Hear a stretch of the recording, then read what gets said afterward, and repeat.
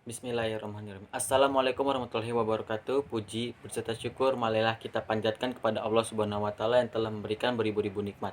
Tidak lupa salawat dan salam tercurahkan kepada Nabi Muhammad SAW, keluarganya beserta sahabat. Semoga kita semua mendapatkan syafaatnya dan mendapat petunjuk hingga akhir kiamat nanti. Amin. Iman menjadi salah satu dasar kepercayaan bagi pemeluk agama Islam. Terdapat 6 rukun iman yang wajib diyakini di dalamnya.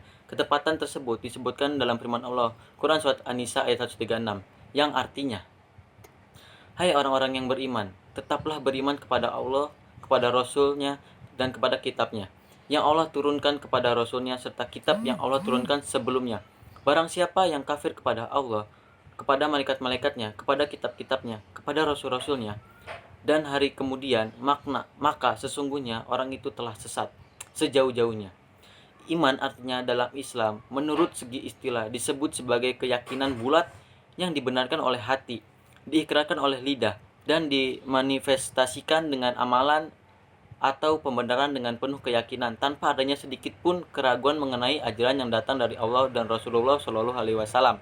Berdasarkan hal tersebut dapat disimpulkan bahwa seseorang dinyatakan beriman bukan hanya percaya terhadap sesuatu, melainkan kepercayaan itu mendorongkannya untuk mengucapkan dan melakukan sesuatu sesuai dengan keyakinan.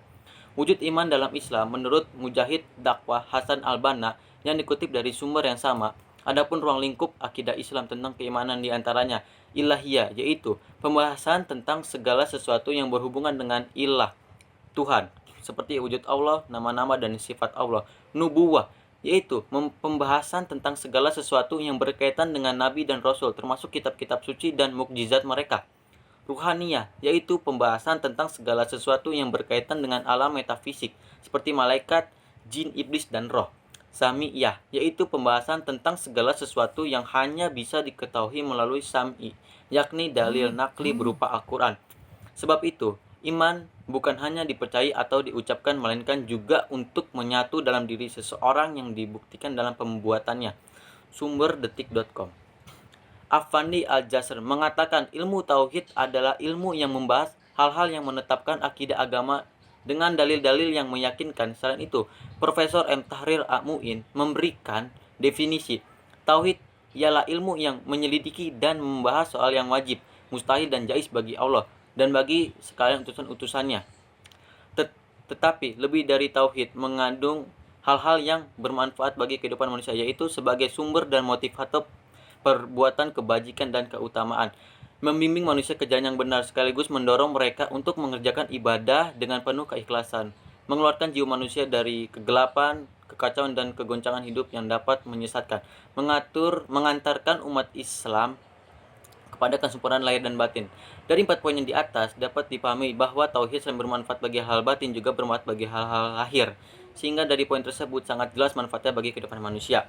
Macam-macam tauhid, yaitu tauhid rububiyah adalah mentauhidkan Allah dalam segala perbuatannya, seperti menciptakan dan mengatur alam semesta.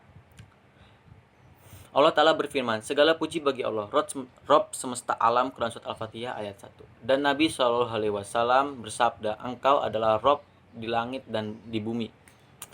Tauhid uluhiyah adalah mengesahkan Allah dalam ibadah seperti berdoa, bernazar, berkurban, sholat, puasa, zakat, haji, dan semisalnya. Allah Ta'ala berfirman, dan Tuhanmu adalah Tuhan yang Maha Esa, tidak ada Tuhan yang berhak disembah melainkan Dia yang Maha Pemurah lagi Maha Penyayang.